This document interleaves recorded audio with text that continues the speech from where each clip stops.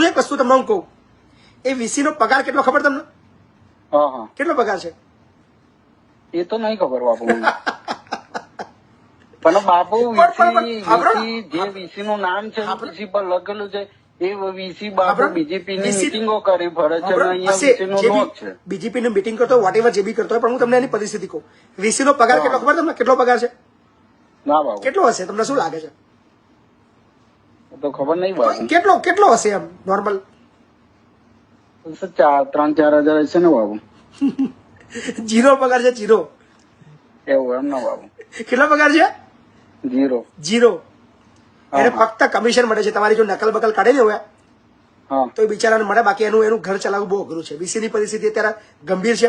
આપણે ઠીક છે, આક્ષેપ કરીએ છીએ કે વીસી અનિયમિત છે, વીસી પૂરતું કામ નથી કરતો, વીસી અમારા ગામની અંદર ધ્યાન નથી આપતો, પણ વીસી ની જે વેદના છે ને એ કદાચ વીસી સમજી શકશે. પણ હા, બની